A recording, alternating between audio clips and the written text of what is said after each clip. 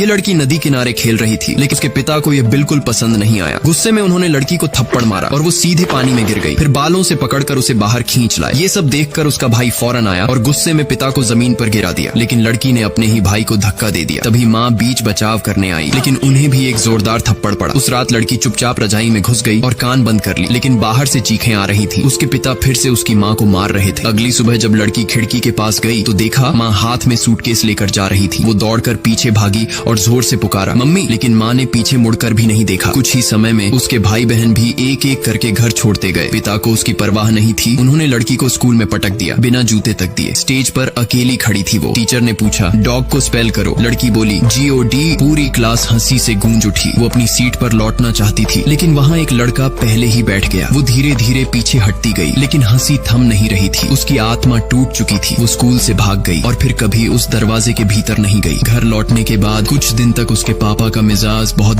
बदला सा था। वो अब उस बच्ची को मछली पकड़ने ले जाने लगे और एक पुराना फटा हुआ बैग भी उसे दे दिया। बच्ची बोली, थैंक यू। शायद वो रिश्ता ठीक करने की कोशिश कर रहे थे, लेकिन ये सब ज्यादा दिन नहीं चला। एक दिन बच्ची को उसकी मम्मी का एक खत मिला, लेकिन जैसे ही उसके पापा को पता चला, उन्होंने वो खत छीन लिया। बच्ची ने मासूमियत से कहा, पढ़ के सुना दो ना, लेकिन उन्होंने खत पढ़ा, फिर जेब से लाइटर निकाला और उसे जला दिया। बच्ची दौड़कर उसे बचाने की कोशिश करने लगी, लेकिन वो उसे धक्का दे देते हैं और जब तक वो कुछ कर पाती, खत सिर्फ राख बन चुका था। उसने वो राख चुपचाप समेटी और एक छोटी शीशी में संभाल कर रख ली। फिर उसके पापा ने घर की सारी चीजें जो उसकी माँ की थी एक एक करके जला दी और अगली सुबह वो भी घर छोड़कर चले गए। बिल्कुल अकेली रह गई थी वो छोटी बच्ची। वो कंबल घसीट कर जैसे तैसे बिस्तर पर सो गई। अगली सुबह उसने दलदल से सीपियां इकट्ठा की और एक भारी बैग भरकर किराने की दुकान पहुंची। दुकानदार चौंक गया, लेकिन एक जोड़ा पति पत्नी ने उसकी मदद की और बच्ची ने उन सीपियों से खाने पीने का सामान ले लिया। जिस दलदल को बाकी लोग डरावना मानते थे, वहीं उसकी सबसे शांत और सुरक्षित दुनिया बन गई। वक्त गुजरता गया, बच्ची बड़ी होती गई और पूरा शहर उसे मार्श गर्ल कहने लगा। ये कहानी याद दिलाती है, चाहे जिंदगी जितनी भी मुश्किल हो जाए, उम्मीद मत छोड़ो। दोस्तों, अगर कभी ऐसा दिन आया हो जब हंसी तो चेहरे पर थी पर दिल चुपचाप रो रहा था, तो कमेंट में सिर्फ हाँ लिख दो।